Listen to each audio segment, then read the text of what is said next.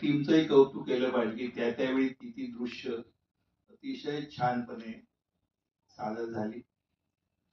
आणि हा नद्यांचा प्रश्न तर आहे. आता मधल्या काळामध्ये भारत सरकारने म्हणजे मोदींनी 3,000 कोटी सँक्शन केले होते, पण त्याचा अहवाल काही आतापर्यंत आपल्यापर्यंत आलेला नाही की एखाद्या गावचा एखादा डोह किंवा एखादा परिसर स्वच्छ झाला असेल.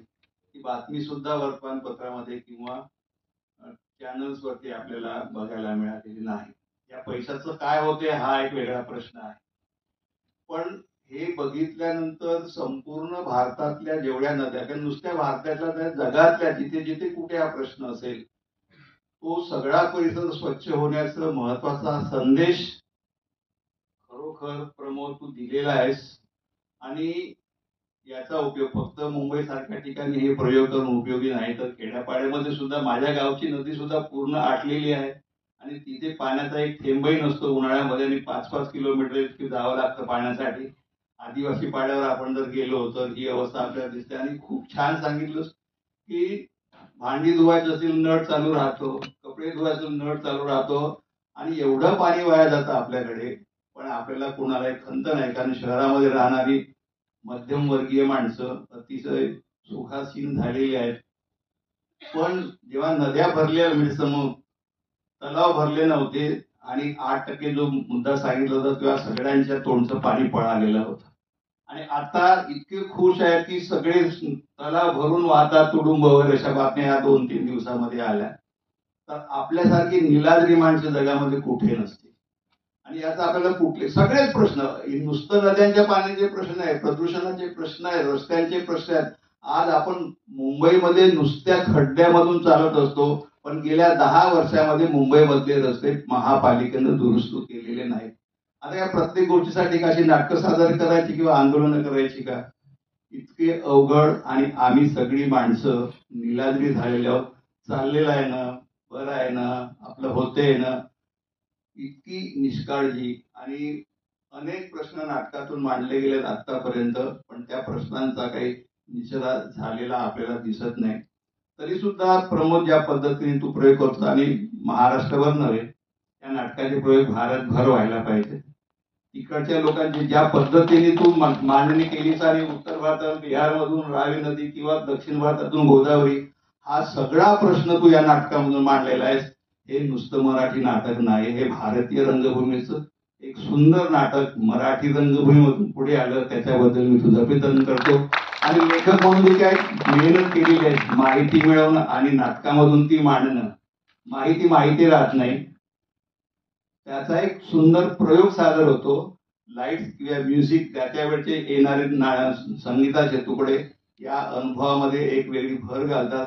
आणि आपल्याकडचे समीक्षक लोक काय लिहिते मला माहित नाही, पण एक सुंदर नाटक मराठी रंगभूमीला दिलंस, भारतीय रंगभूमीला दिलंस, त्याबद्दल मी तुझं खूप खूप खूप आणि खूप कौतुक करतो. धन्यवाद. आजचा प्रयोग छत्रपती शिवाजी मंदिर ट्रस्टच्या सहयोगाने, म्हणजे थिएटर त्यांनी फ्री केले. थिएटर प्रायोगिक रंगभूमीसाठी त्यांनी दर सोमवारी ते फ्री देतात. त्यामुळे शिवाजी मंदिर ट्रस्टसाठी जोरात टाळ्या होतात. प्लीज. नमस्कार. प्रमोद शेलार हा एक गुणी कलाकार आहे. त्याच्या एकांकिका INT मध्ये, उन्मेष मध्ये सगळीकडे पाहिलेले आहे. पण आज हा नाट्यप्रयोग पाहताना मला असं जाणवलं की हा एकपात्री प्रयोग करतोय. तो एकपात्री प्रयोग न करता नाटक पाहताना मला एक एक व्हिज्युअलाइज झालेला आहे की हा मॉक प्ले आहे. तो जर मॉक प्लेनी जर सादर केला तर तो आणखी अंगावर येईल, एकट्याने होणार नाही, कारण मध्ये मध्ये तो एक्सुरी होतोय. तर मला असं वाटतं हा विषय जर लोकांपर्यंत पोहोचायचा असेल तर त्याला मॉक प्लेची गरज आहे.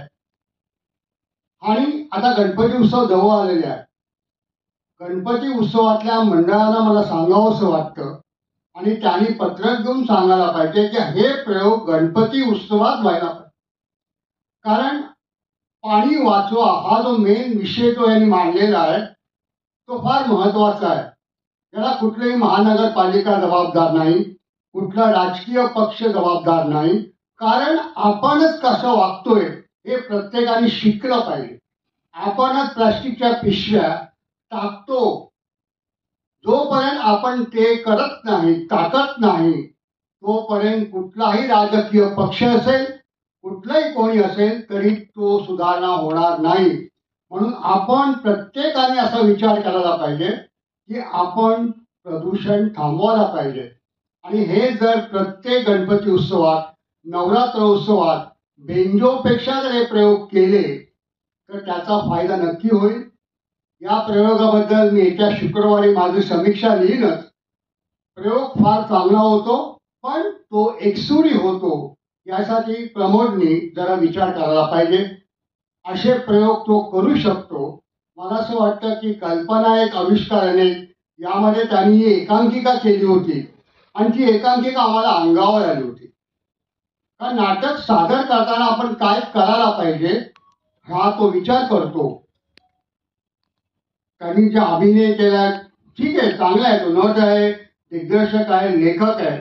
पण जर हा विषय पाणी वाचवा अंगावर यायचा असेल तर त्याला मॉपलेटची गरज आहे. ते तो करेल आणि एक वेगळ्या प्रकारे आम्हाला प्रयोग पाहायला मिळेल असं मला प्रामाणिकपणे वाटतं. नमस्कार. खूप चांगली मेहनत करतो, वेगवेगळे विषय घेऊन तो हाताळत असतो, चांगल्या प्रकारे त्याचे प्रयोग करत असतो.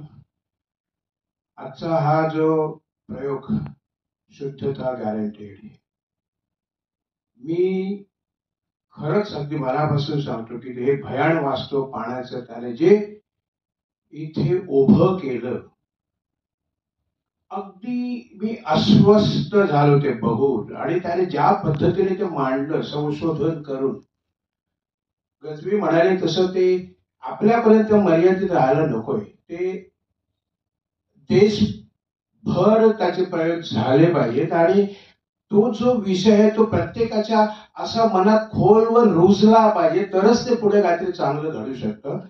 आणि त्याप्रमाणे याने त्याचे प्रयोग जरूर करावेत. एक मुद्दा जो आपल्या कुलकर्णींनी मांडला की हा एकट्याने करण्याचा प्रयोग नाही, तर त्यामध्ये मॉपचा वापर झाला पाहिजे, या मताशी मी सहमत आहे. परंतु आज जो प्रयोग मी याचा पाहिला तो एक सुई मला नाही वाटला.